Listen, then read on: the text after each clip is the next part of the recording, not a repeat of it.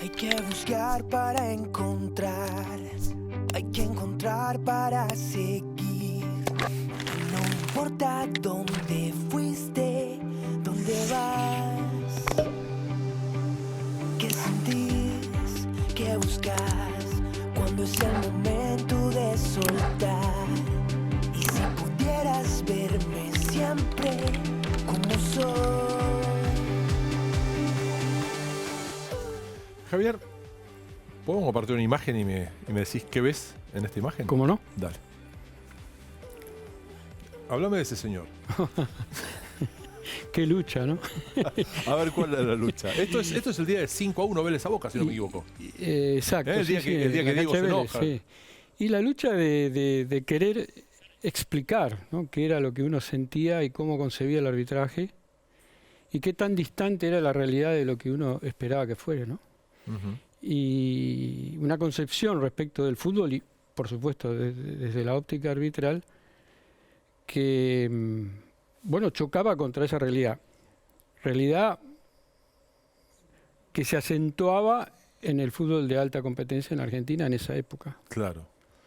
Una resistencia para, con todo lo que representaba, ordenar un poco autoridad. y aplicar también las cosas en forma ecuánime, ¿no? Sin importación de rostros, de camiseta, ni de estadios. Bueno, vos sos una de las personas o la persona a la cual primero le escuché hablar de dos conceptos en uno, ¿no? Primero, cuando se expulsa un jugador no es que un equipo juega uno más, uno juega uno menos. Exactamente. Y segundo, permitir que una persona quede en la cancha es tan injusto como echar a alguien injustamente. Pero claro, sí, porque siempre reparamos los errores u omisiones del árbitro que definen directamente un desarrollo o un resultado. Pero no reparamos en aquellas pequeñas cosas que van ocurriendo y que indirectamente te están afectando, ¿no? Totalmente. Es decir, no reparamos en la seguridad jurídica. Claro. Bueno, en la previsibilidad. Tenemos un conflicto los argentinos con eso, más allá del fútbol. Sí. Y creemos que el fútbol lo puede sublimar porque el fútbol todo vale. Un conflicto estructural. No. Totalmente. Respecto, ahora, que tiene mucho que ver con nuestra concepción ideológica de lo que representa el fútbol y la vida. Está bien. Ahora, a ver, yo entiendo que esta imagen incluye muchas cosas. Y una de las cosas que puede llamar la atención a la gente es el gesto del señor. Está enojadísimo el árbitro. Sí. Ahora, el árbitro estaba enojado porque así eras, porque también estabas un poco condicionado en tu aplicación de las normas por lo que hacían algunos colegas tuyos, que eran todo lo contrario en términos de permisividad.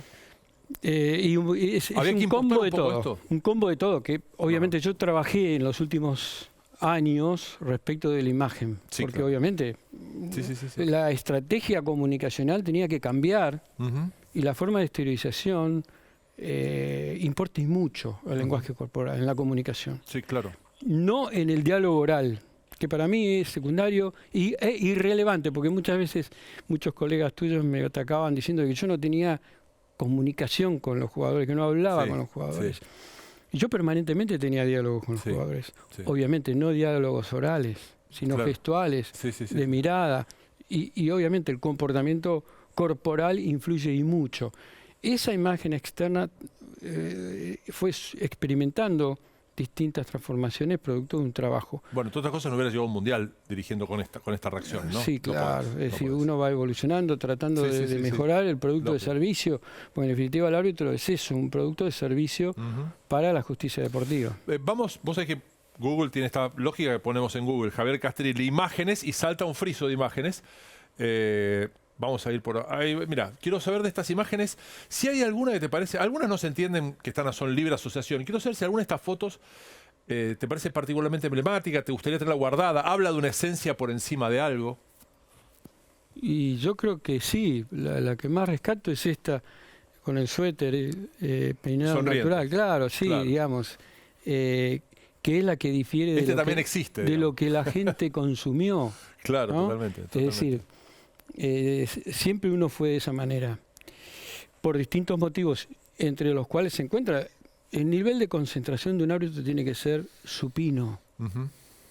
Y yo muchas veces lo he comparado con aquellas disciplinas deportivas individuales, en donde, por ejemplo, en el tenis, tenés que alcanzar un nivel extremo de concentración. Casi enfermizo, Y muchos son los deportistas que adquieren hasta tics o movimientos para alcanzar ese nivel de concentración, sumado a el desgaste, la fatiga física y mental que va experimentando a medida que avanza la historia íntima del partido, Claro.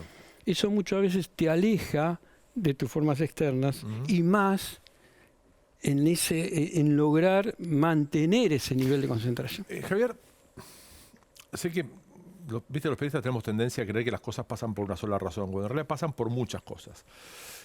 Pero Siempre por algo. Siempre, pero me pongo en esos tiempos, no hablo primera mitad, sobre todo primera mitad de la década del 90 es el momento más áspero tuyo en tu condición de árbitro quizás, ¿no? Hasta el 96, 97 por ahí.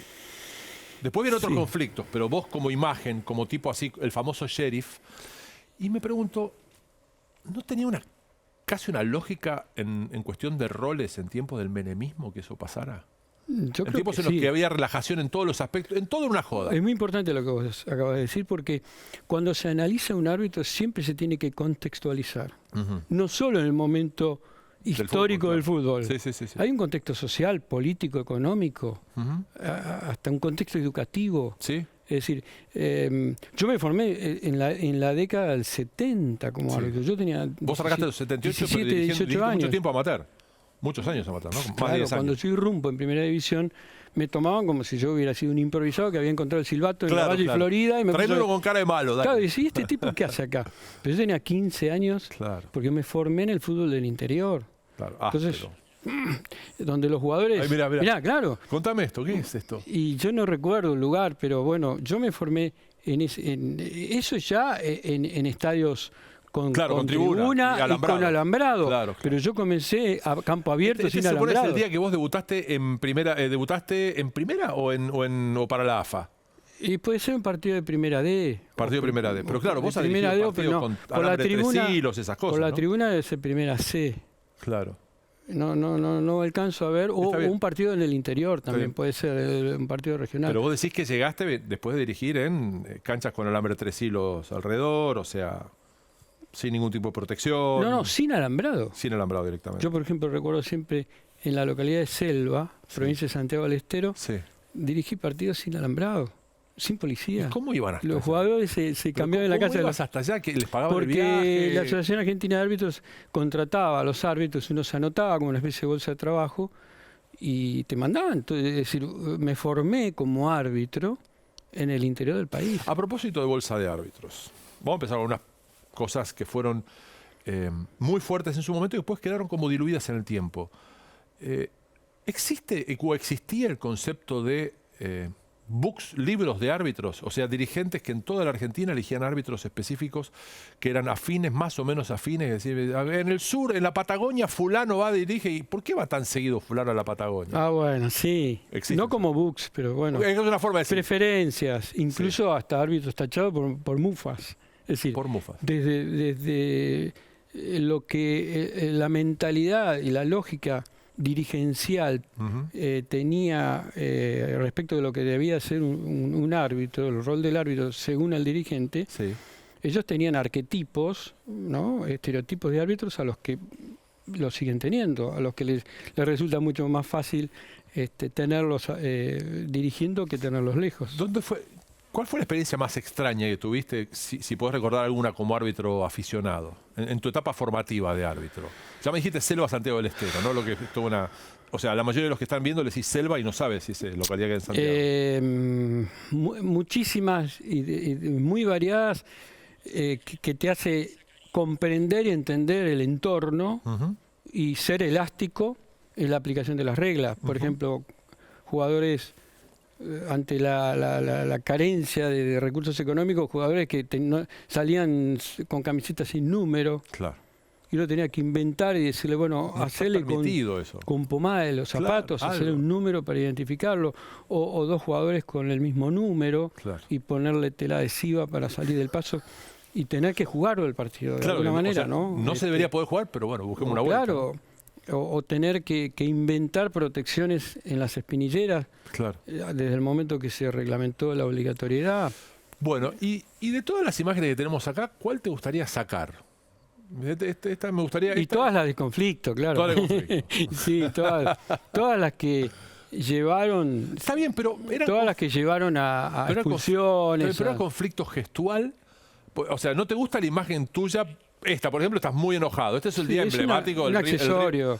La imagen, obviamente. Esto responde a una concatenación de hechos que se fueron sucediendo y que digamos, no es el epílogo, es uno de las fotos últimas de todo el conflicto. Esto es mayo del 92. Proceso, este ¿no? es el día del cual termina de detonar la historia de Javier Castrilli, porque es un River News en cancha de River. Del 5-0. 5-0 con 4 expulsados de River. Con el Newell's de Bielsa. Exactamente. Donde jugaban... Una maravilla de equipo. Maravilla de equipo. Y con 4 expulsados y Daniel, que también fue expulsado, ¿no? Como técnico. Y cuando volviste a ver eso, pues yo, por el tipo de capacitación y de... Ahí está, esto es el día de Boca Vélez. Este es el día de Boca Vélez. ¿Vos revisaste errores tuyos más allá de lo gestual? O sea, que pudieran hacer entender... La reacción de este tipo yo lo puedo entender, pero ¿por qué motivo quedó enojado acá? Sí, a ver, partiendo de hay una base que es, uno siempre se equivoca en algo. Está bien, pero no necesariamente en esa jugada puntual. Claro. Yo veía los partidos y siempre me equivocaba, pero en esos partidos, por ejemplo, el caso que estamos viendo en este momento de River y Newell's, existieron insultos, ¿no? Agresiones verbales por parte de los jugadores. Falta de respeto que no tenía otro manejo. Claro, igual ahí yo no cuestiono la decisión, pero sí le entiendo una lógica al jugador mal acostumbrado por otros árbitros que permiten que eso pase. Sí, claro. Que también pasaba, ¿no? Pero que este tipo me expulsa, yo esto se lo digo a todos. Bueno, pero por supuesto. Está mal decirlo. Y uno la veía venir. Claro. Uno la veía venir. Es decir, todos aquellos que también van en las pataditas en el medio, no solamente insultos, ¿no? Bueno, esa creo que es la expulsión del Pipa. Exactamente. Sí, porque le fue a Gamboa. No fue. Claro. Es terrible. Y ya estaba amonestado. Hoy no pasa esto. Ya estaba amonestado. Ya no puede pasar esto.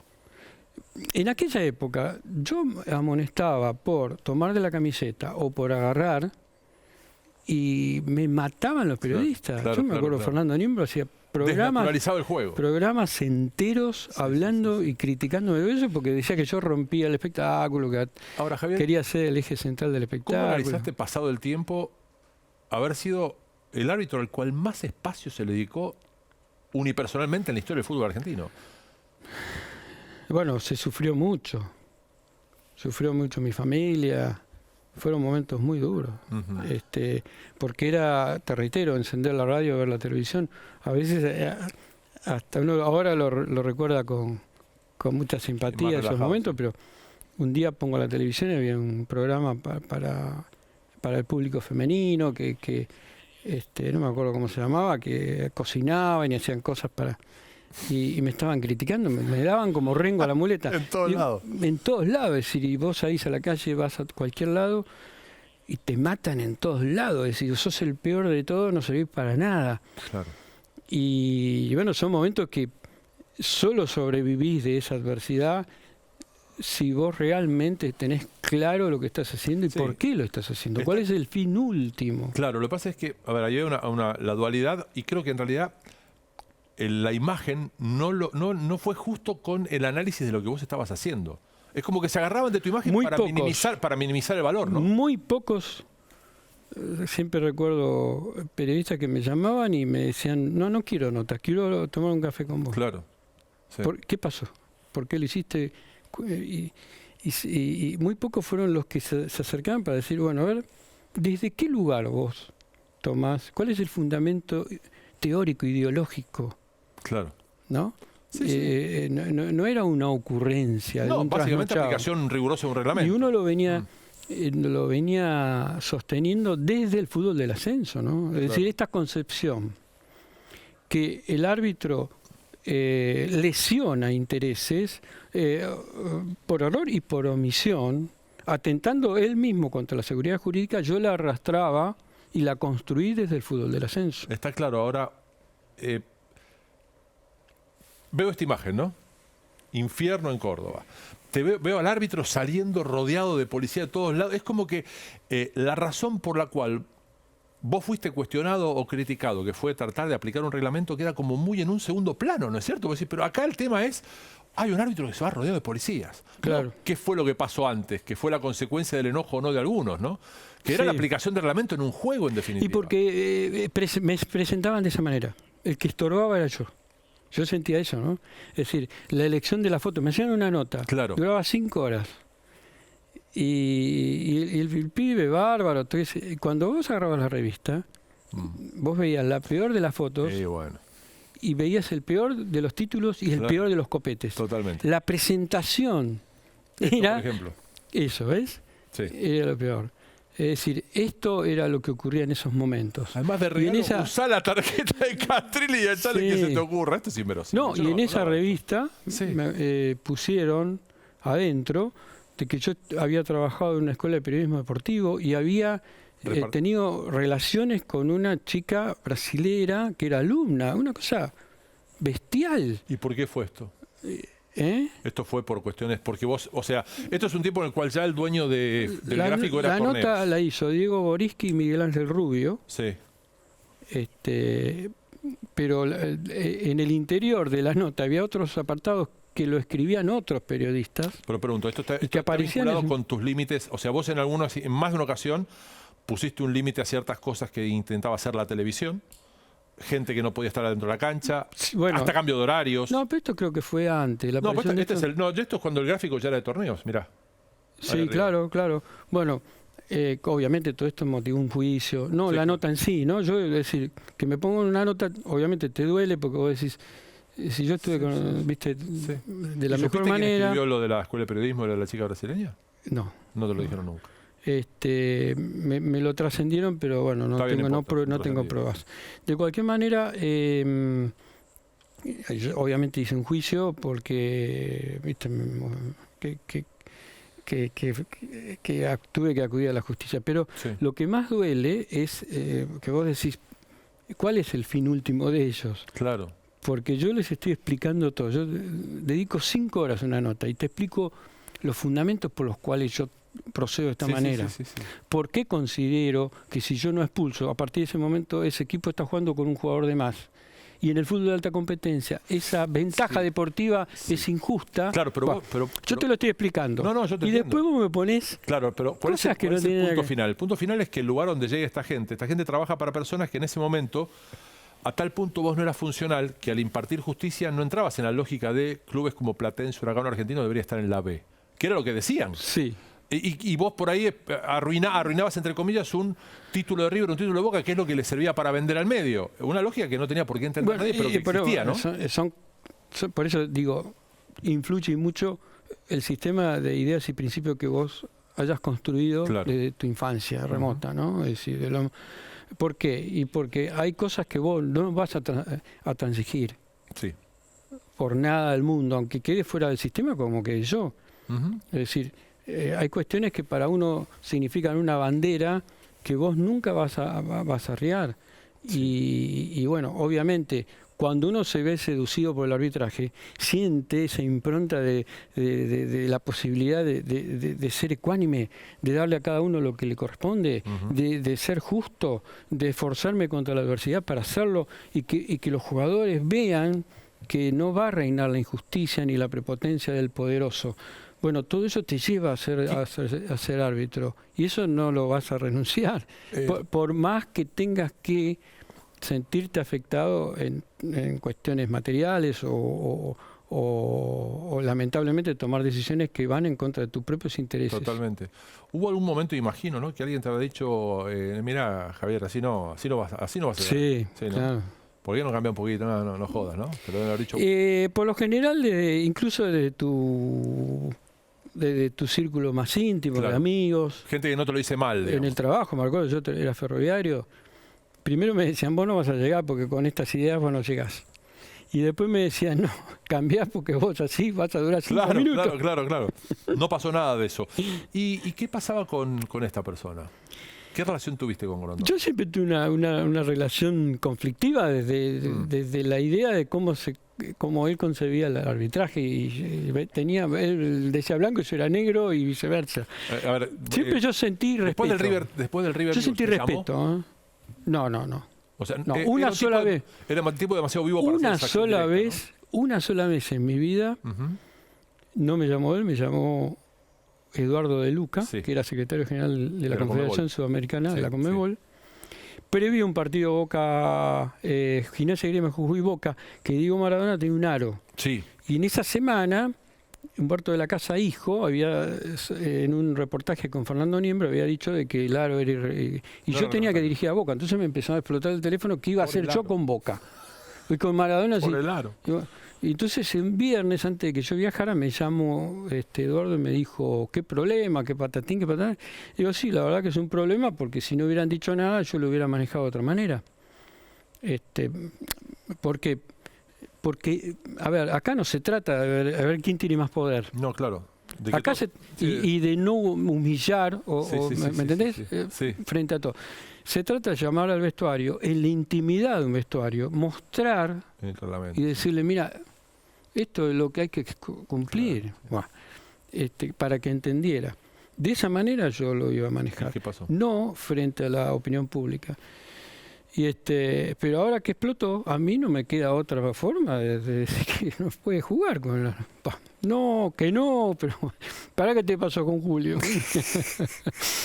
Y ahí me pasó con Grondona, y Grondona hizo un speech que duró un par de minutos, que yo no le contesté nada, todo diciendo, bueno, déjalo jugar porque está toda la provincia esperándolo Claro. y va a haber problemas si él no juega. Y él no va a jugar, si vos lo sacás, no va a jugar. Entonces cuando terminó le dije que de ninguna manera, que era imposible, si tenía ese aro no iba a jugar. Entonces hizo, no recuerdo bien las palabras, pero algo así como, ¿con quién estoy hablando? ¿Para qué te ¿Para mando qué me hiciste llamar? Una llamar? cosa así. Y me pasó otra vez con De Luca. De Luca. ¿Y entonces? Pero fue la única vez que me llamó para ¿Y qué pasó al final? tratar de que yo fuera contemplativo con el aro. Y recuerdo que yo estaba saliendo para el vestuario, estaba ya en el hotel allá en Jujuy, y me llamaron por teléfono diciendo de que Diego Maradona se acababa de sacar el aro, ¿no? Ah. Que era una tontería. La verdad que una tontería. Igualmente, habla demasiado bien de Grondona que te haya llamado una vez y por eso nada más. ¿no? Sí. Es raro. Por eso hay cosas muy locas, ¿viste? Que vos decís, Claro. puta, Han pasado. han ido caravanas enteras pidiendo mi cabeza Sí, claro. en la AFA. Sí, River me hizo un juicio por $3 millones. River. Claro. Davich, todos fueron a pedir mi cabeza. Sin embargo, él Y mirá que ellos nunca les dijo entraba nada. guita fácil por los pases. Mirá que entraban millones de dólares por los pases Pero en sí, esos años. desde ese lugar uno es incuestionable. Pero desde otros, siempre recuerdo la última vez que hablé con él, que me llama él. ¿Eras árbitro ya? ¿Todavía No, Mucho esto después. fue un Ya año. en tus otras funciones, ¿Te digamos. acuerdas cuando un jugador barriento de Olboy le pega un codazo Sí, a uno claro. que no lo vio nadie? Sí. Bueno, y todo el mundo decía tiene que actuar de oficio el Tribunal de Disciplina. Entonces, un día a la mañana me llama y digo, Grondona, pucha, ¿qué? Y me dice, estuvo 5 minutos hablando solo. Esto no puede ser, me piden que sancionen el Tribunal de Disciplina. No hay que sancionar porque si no después van a protestar todos los partidos. Una risa, porque me dice, como yo no contestaba, ¿y vos qué opinás? Y usted sabe lo que yo opino. Sería consagrar la impunidad. ¿Cómo no lo va a sancionar? Totalmente, claro. Fue un codazo, le bajó los dientes a un tipo. Después de esto, viva la Pepa. Claro, es al Pero revés. otra vez me digo, ¿con Otra. quién vengo a hablar? ¿Quién me manda a llamar? Insólito. A ver, vamos a hacer una pequeña pausa. Dale. Sí, dale. Viene música y se va a la pausa y retomamos para hablar un poquito más de... Ahora que está el tema de la tecnología, cosas mediáticas de árbitros también, demasiado, extremadamente. A veces quiero saber qué opinas de eso un poco. Eso tenemos tanto para hablar que... Sí, claro. Pero bueno, del programa.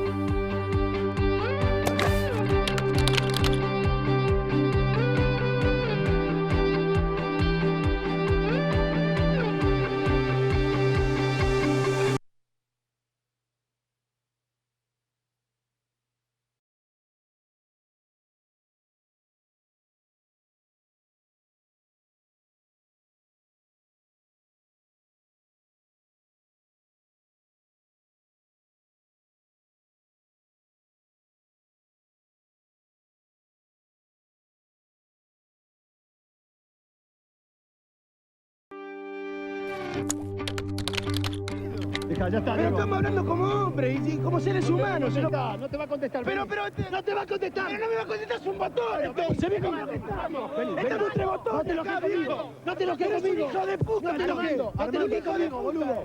Vení que te van a dar, hijo de puta. Yo voy a decir esto y asumo mi responsabilidad. A Castrilli hay que darle de por vida. No tiene que estar nunca más en un campo de juego porque pierde el espectáculo, porque pierde la gente que paga su entrada. No lo dice Maradona, ¿eh? Para mí Castrilli es el mejor árbitro del fútbol argentino lejos. Puede estar codeándose con los mejores árbitros de Europa, no tengo dudas. La escalera al cielo o en los infiernos. No hay un mojón intermedio para Javier Alberto Castrilli, árbitro de profesión y por vocación. Se presentó en su ciudad el 11 de mayo del 92 en el Monumental. River perdió 0-5 con Newell's y el Sheriff le dio salida a 5 jugadores del equipo de Pasarela. En enero del 93, en Mar del Plata, sancionó un penal contra Independiente y el equipo de Avellaneda abandonó la cancha tras la expulsión del Luis Islas en repudio. En mayo de aquel 93, en Córdoba, fue perseguido por hinchas, futbolistas y cuerpo técnico de Talleres, tras sancionar un penal para River. Este escándalo generó una medida de fuerza de los árbitros. En febrero del 95, por la Copa Libertadores, expulsó a 3 hombres de River, que pudo empatar finalmente 1-1 con Independiente. Durante el 95, también San Lorenzo lo recusó después de un arbitraje polémico donde invalidó incorrectamente una jugada de Silas. Y había tenido en La Plata, en este 96, su último cortocircuito con Don Ramón, en la victoria de Estudiantes por 3-1. Ayer se fue de la cancha de Vélez a las 22:15, escoltado por policías y sin hablar con la prensa. Pero si usted quiere encontrar un pequeño Castrilli ilustrado, es algo más o menos así. Para nosotros, esa ley suprema, la regla de juego. Si no, no podemos estar al margen de la ley. Y acá hay jugadores que vienen de otras latitudes, de otros continentes, y se mimetizan con este laboratorio de la transgresión, este culto a la transgresión dentro de un campo de juego, que es un reflejo de cómo se vive, ¿no? Quizás sea más fácil modificar su conducta que la de sus propios detractores. Quizás esté enamorado de su personaje autoritario y se resista a ser un poco más flexible. Quizás haya llegado el momento de que Javier Alberto Castrilli encuentre ese mojón intermedio en su carrera. Bueno. Vos fíjate que me quedé analizando las jugada de palabras. Silas. No, la palabra del que presenta la nota. Juan Pablo Arqui. Cuando dice, por ejemplo, la inexactitud y tendencioso, cuando habla de una falta inexistente, y acabamos de ver la falta que se lleva por delante a Chilaver, que ya tenía el balón controlado. Habla de autoritario. Y uno nunca, jamás en la AFA me suspendieron. A pesar de todas las expulsiones, a pesar de todas las suspensiones, porque siempre obré conforme al derecho, a la ley. ¿Por qué crees? Entonces digo, autoritario es el que se cumple con la ley. Es decir, vos fíjate qué concepto erróneo, ¿no? Que hace la presentación de esto. Un día después, porque dice ayer, dice el relator, ayer se fue de la cancha de Vélez, es decir, un día después del partido de Vélez Boca. Cuando yo expulso en Talleres River, el primer expulsado viene después de un penal que sanciono por agarrar al policita da Silva, sí. Era Obulgen, por decirle al asistente, le dijo, son 3 hijos de puta que me vinieron a cagar la vida a Talleres para que descendieran. Yo lo expulso por eso. Después salió Kenny y me dijo, hijo de puta, te voy a matar, y lo expulsé. Claro. Y ahí se arma todo esto. Talleres descendía. Sí. Pero eso es ser autoritario. No, claro, hay algo, fíjate qué concepto sí, tan hay algo equivocado. curioso en el hincha en general, en los hinchas que tenemos en general, y es que en este mismo segmento vemos a los de River indignados y a los de Newell's presuntamente beneficiados, y a los de River presuntamente beneficiados y a Talleres presuntamente perjudicados. O sea, a veces nos cuesta asumir que en todos los momentos hay momentos en los que parece que nos perjudican y hay momentos que parece que nos benefician. Sí, pero mucho tuvieron que ver los comunicadores de entonces, que fueron funcionales a todo el establishment del fútbol. Sí. Es decir, ellos también sienten, muchos de ellos, el riesgo a la pérdida de su lugar de trabajo si no apuntan contra aquel agente patógeno que viene a desestabilizar el sistema. Javier, perdón si estoy cometiendo una infidencia, pero ¿llegaste vos a pensar que estabas siendo escuchado, seguido, como si hubiera gente hasta de los servicios vigilándote y controlando tus llamadas? Sí, claro, sí, totalmente. Contame un poco de eso. Y- ¿Fue fines de los 90, puede ser? ¿Una cosa así? No, fines de los 90 no. Después de River y Newell's, por ejemplo, yo tuve distintos episodios en donde sentí como que existían ciertos acercamientos extraños, Ujú. incluso algunos con forma de mujer, Claro. que es lo más, digamos, el Lo costado, más obvio. un costado bastante, el viejo truco, ¿no? Sí. En Pasó hace donde, poquito. claro, con- viste, con uno quién- dice, uno es con un equipo de consciente, Paraguay pasó, ¿no? Con los venezolanos en Paraguay. en las consciente de sus eliminatorias. limitaciones. Uno dice, escúchame, yo Ahora. lindo no soy, hermano, ¿vos te crees que me voy a comer este caramelo? Es decir, Claro. hay cosas que son indisimulables. Entonces yo lo relacioné con eso, ¿no? Porque justo ocurrió a los pocos días de ese episodio de River y ¿Y Newell's. sentís que hoy es diferente a como era entonces? Yo creo que aprendimos algo? la lógica de los dirigentes no ha cambiado. Ujú. Lo que sí ha cambiado es el discurso de los propios formadores de árbitros. Yo creo que a través del tiempo se ha conformado, digamos, un marco referencial funcional a los intereses de los dirigentes. Lo que no significa que para que gane fulano o gane mengano. Sí, Pero sí. a los dirigentes, ¿qué le conviene? No tener árbitros que tengan estos problemas. Ok. Entonces yo para qué tengo que formar árbitros Sí. maleables Sí. para evitar las amonestaciones, ¿Y el evitar las fútbol no sanciones. cambió un poquito o no progresó en cuanto a sus reglas para protegerse, para evitar ciertas situaciones que se daban en el Desde la 92? FIFA sí, Claro. pero Y hay es inevitable- estudios, sí, hay estudios al respecto. Es decir, cuando vos de tus más grandes torneos faltan las principales figuras por lesiones que la Comisión de Medicina Deportiva de la FIFA estudia y son siempre ocurridas en oportunidad de la comisión de determinado tipo Sí, de sí. faltas, hay que sancionar esas faltas. Claro, Entonces claro. se cae sobre los jugadores. A través de los años, si uno tiene la oportunidad de analizar pormenorizadamente esos arbitrajes, se dará cuenta de que yo sancionaba el juego brusco, pero de raíz, roja directa. Sí. Sancionaba la deslealtad de tomar con los brazos. En las áreas, cuando hay gente que dice, no, si sancionás eso ahora, tenés que cobrar 300 penales por partido. Bueno, hasta que no haya más. Y yo le digo, no, vos sancionás el primero Sí, sí. y los 299 no se Bueno, producen. hay técnicos que en la historia han estudiado no solamente al rival, sino el partido se jugaba en ciertos aspectos a como sabían que dirigía Pero el por árbitro. supuesto, lo que ocurre es que Sí, sí. muchos de estos periodistas se creen, yo creo que están convencidos, y si lo saben realmente hacen muy mal, porque juegan para otros intereses. Ellos saben de que lo que uno observa en primera división más que nada, Sí. no es producto de la espontaneidad del juego. Ujú. El 90% de las cosas están premeditadas, Ujú. responden a toda una historia de estudio. Yo te voy a contar una anécdota. Sí. Uno de los principales instructores que he tenido en mi vida fue Carlos Pachamé. Ujú. Un día tuve la Pero oportunidad... Pachamé, campeón del mundo con estudiantes, Sí. técnico, Un de día fútbol, tuve la tipo muy, oportunidad- muy divertido. persona. Extraordinariamente divertido. Aparte de extraordinaria persona. Sí, sí, muy Un bueno. día él era técnico del juvenil, Sí. seleccionado juvenil, 83. y tuve la suerte de viajar a Villa Constitución y de vuelta en el micro con los jugadores, porque yo era el árbitro del partido, Ujú. jugaba contra Villa Constitución. Y en el viaje de ida y de vuelta me dio una clase de fútbol. Fue una de las voces que más escuché. Obviamente, después uno puede disentir y decir, sí, precisamente me mostró todo el costado que yo me dirigí para el lado opuesto, pero me enseñó Claro. que cuando un jugador se pone delante de la pelota, ya tiene la indicación del técnico, la rotación para atentar contra la figura que crea el cerebro del juego, la oxigenación de sangre en el cerebro para los jugadores que están desorientados y necesitan la falta táctica no para ganar espacio, Sí, sí, sino sí, sí. para oxigenarse Recuperar y la pensar lucidez. bien. Todas esas cuestiones, vos decís, si el árbitro, primero, si no se da cuenta, se tiene que dedicar a otra cosa, que ponga un kiosco de choripán. Esto es alta competencia. Sí. Y segundo, si se da cuenta, vos no podés ser cómplice de aquello que está orquestado.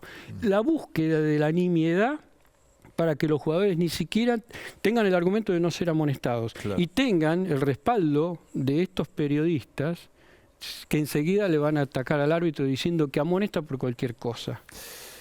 A ver, ¿cómo dejás el arbitraje y por qué?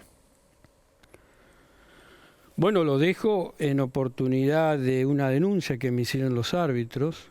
Siempre recuerdo a Alejandro Rietti, uno de los que me llamó por teléfono, denunciando que se venían sucediendo distintas reuniones presididas por el entonces presidente del Colegio de Árbitros, Jorge Romo, en donde les impartía instrucciones a los árbitros y entre las que él me destacó que no tenían que sancionar penales que después hubiera que explicar. Acá tenemos las consecuencias en el día de hoy. Que antes de sancionar se tenían que fijar qué camiseta tenían los jugadores. Claro.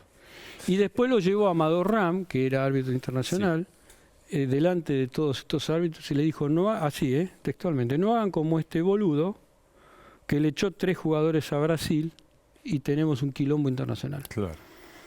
Lamentablemente todas estas esa denuncia, no solamente confirmada por otros árbitros que había ocurrido, me llevó, obviamente, yo tenía el peso de una responsabilidad por ser árbitro internacional, de ir y encararlo a Romo y decirle de que no estaba para nada satisfecho con lo que estaba pasando. Puede parecer interna la pregunta, pero a ver si estoy bien ubicado. Romo, que era responsable de los árbitros en la AFA, ¿es posible que cuando se llamaba por teléfono a Romo se atendía en una oficina que en realidad estaba en torneos, en el lugar de los dueños de la televisación? No, eso no. No.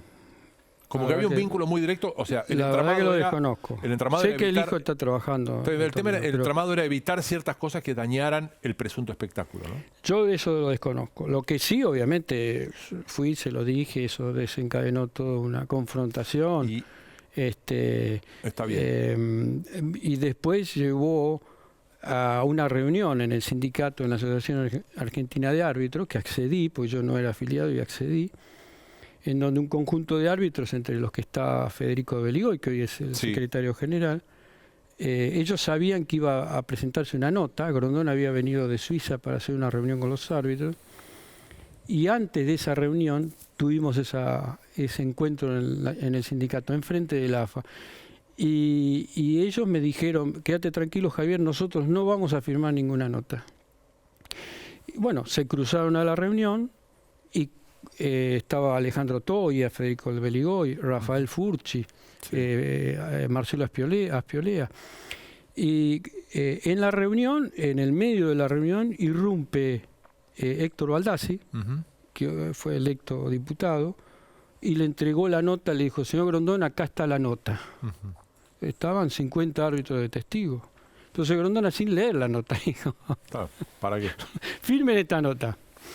La nota decía, redactada evidentemente por un abogado, decía de que en ningún momento se sintieron presionados. Nunca desmentía que lo que yo había denunciado era cierto, pero que no se sintieron presionados. El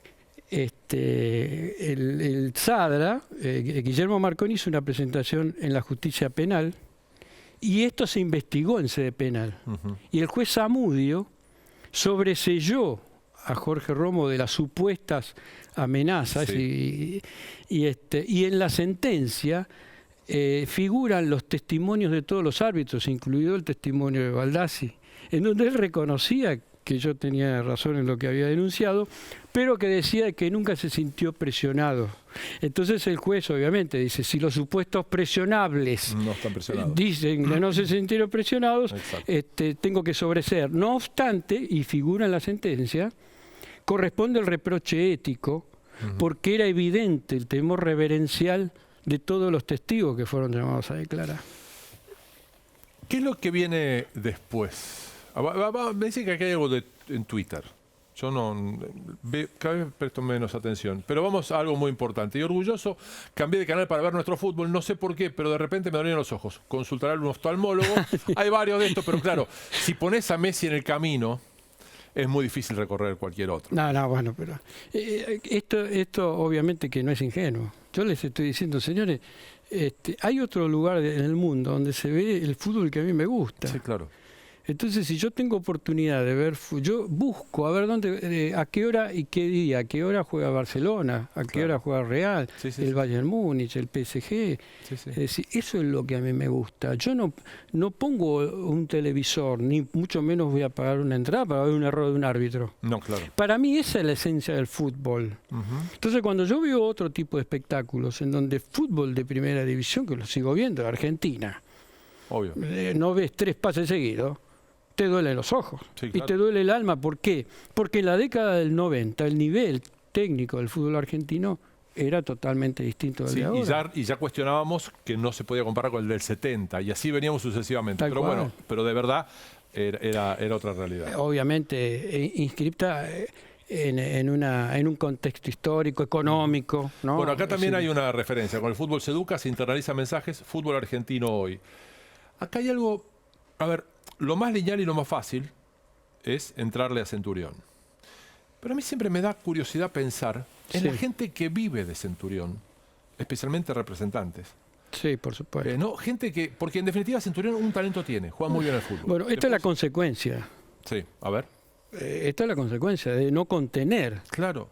Es decir, evidentemente hay una historia detrás de esto, evidentemente hay un chico que pasó por inferiores, hay un entorno, como vos bien decís, donde hay gente que incluso se llena los bolsillos por el producido de Centurión o de cualquier otro. Pero es que uno diría, está dejando matar la gallina los huevos de oro. Bueno, mira, si no juega en Génova, Centurión, yo tengo otro jugador. Pero lo más importante de esto es que seguimos no considerando al fútbol como lo que realmente es.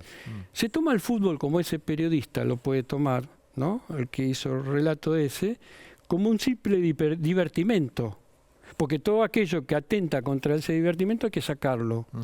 Pero el fútbol es mucho más que eso. Con el fútbol educamos. Claro. Entonces, si yo muestro estas fotos, si yo tengo referentes que concitan la atención de los chicos, principalmente en su etapa de socialización primaria, en donde todos los conceptos se van internalizando y grabados a fuego, yo observo, bueno, acá ahí pasamos ¿no? hechos de violencia, ¿no? Yo observo que esos son los mensajes que irradia el fútbol. Está bien, pero... Y son los mensajes que desde donde el fútbol tiene que ser aprovechado principalmente por los estados para que sea un vehículo transmisor de otro tipo de mensajes. Está bien. A ver, vos salís de una manera traumática del lugar en el cual viviste gran parte de tu vida, ¿sí? Que es el fútbol. ¿En qué universo te metes a partir de eso cuando llegas a la política o a la función pública? Bueno, tuve que construir el universo, ¿no? Es decir, no fue fácil, un proceso interno. Bueno, vos sos testigo. Sí, claro, totalmente. Yo viví horas muy duras y de la noche a la mañana tomé una decisión de contrariar un recorrido que venía transitando desde hacía más de 22 años, prácticamente desde mi adolescencia como árbitro. Entonces tuve que realizar todo un trabajo mental y toda una readaptación, reformatear mi vida y mi concepción de la misma. Entonces eso me llevó un tiempo y dentro de un espectro de posibilidades, la política aparece como una cuestión natural de todos aquellos que queremos cambiar la realidad. Es decir, nunca fui una persona que se quedó cruzada de brazos. Ahora, y cuando quiero un cambio voy hacia él y hago cosas, tengo una actitud proactiva. Sí, nos cuesta un poco, nos cuesta mucho en general asumir que no hay que estar todo el tiempo esperando la solución de parte de otros y que uno tiene que tratar de ser parte de esa solución. A través del voto, a través del reclamo, a través de la queja, ¿no? O sea, nos cuesta decir, bueno, pero está muy lejos de mí esa decisión, ¿no es cierto? Bueno, sin embargo, tomaste una decisión y ¿con qué te encontraste? Porque es un universo que tiene algo que ver con el del fútbol, ¿se parece en algo? Bueno, las miserias humanas es la constante. Claro. Es decir, en la política vas a encontrar las mismas miserias humanas. El ansia de protagonismo, la envidia, el egoísmo, todo potenciado obviamente por el poder, todo lo que rodea y vincula al poder. Y eso es natural y hay que comprenderlo así. Sí, Es sí, decir, es muy si no, tóxico el poder, obviamente, claramente. Sí. Esos son los riesgos de recorrer el camino de la política. Se sufre, claro que se sufre, pero siempre hay un objetivo último y principal que justifica muchos dolores y muchas angustias, muchos displaceres. Siempre me preocupé por los objetivos últimos, no por simple, uno ve fotos o ve situaciones Sí. y son circunstancias de la coyuntura, ¿sí? Que el objetivo final es otro. Me pregunto, a ver, no siempre la política, a espacios específicos de la política llega gente a la cual el común de las personas conocemos en cuanto a su imagen, ¿no? Hay tipos que quieren trascender y le muestran la foto, no sabe quiénes son. Y esa gente suele tener una seducción o una sensibilidad muy particular por aquellos que sí son notorios. Y el famoso quiero quedar pegado a algo bueno. ¿Sentiste alguna vez que te quisieron quedar pegado a vos como sinónimo de seriedad, de autoridad, de disciplina, de coherencia? Sí, muchas veces. ¿Y qué hiciste o qué te pasó? ¿Cómo fue? Y bueno, siempre depende también de las personas. Uno, nunca soy de hacer juicios categóricos por una persona que desconozco y tengo que analizarla y aprender a conocerla primero antes de rechazarla. Sí, tampoco hay que usar la rigurosidad es un del camino reglamento también fuera del reglamento. riesgoso para las personas conocidas. Claro. Los riesgos son enormes, ¿no? Cuando una persona es conocida, por lo general arriban a la cercanía de una persona conocida, a veces con oscuras intenciones. Claro. Muchas veces terminas perjudicando terriblemente en tu vida privada por esas situaciones. ¿Y hoy te sentís parado en un lugar de expectativa o de lucha constante y ya no creo más? De ambas cosas, es decir, expectativa y de lucha constante.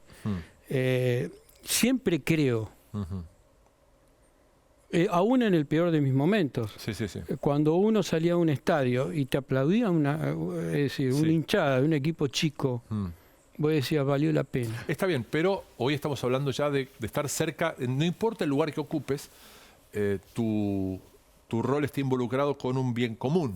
Por supuesto. Mucho más trascendente que el fútbol, aunque el fútbol y no se nunca hay enloquezca, que bajar los brazos. Es decir, hasta el último momento, hasta el último suspiro, siempre habrá expectativa y siempre habrá lucha. Es decir, nunca me voy a resignar a permanecer y transcurrir. Claro. Bueno, acá van a meter música, vamos a ir a una pausa y ya volvemos. Otro toquecito más que nos va quedando para charlar. Poco nos queda de tiempo, lamentablemente, pero...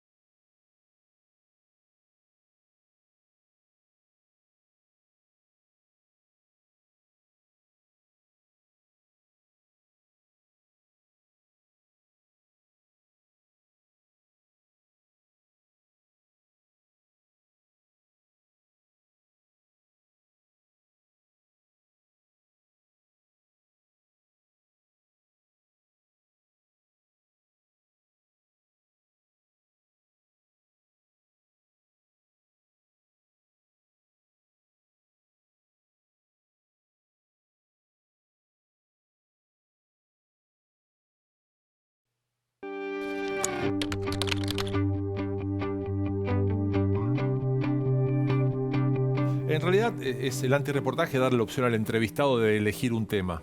Pero bueno, nos pega poco tiempo y nos quedaban el VAR por un lado o el seleccionado de Messi por el otro, y me parece que es mucho más lindo hablar de seleccionado y de Messi. Sí, claro. Claramente. Sí, qué cosa increíble que... A ver, ¿cómo analizás desde tu historia de árbitro un jugador como Messi? Bueno, para mí es el más grande. Para mí es el mejor de la historia.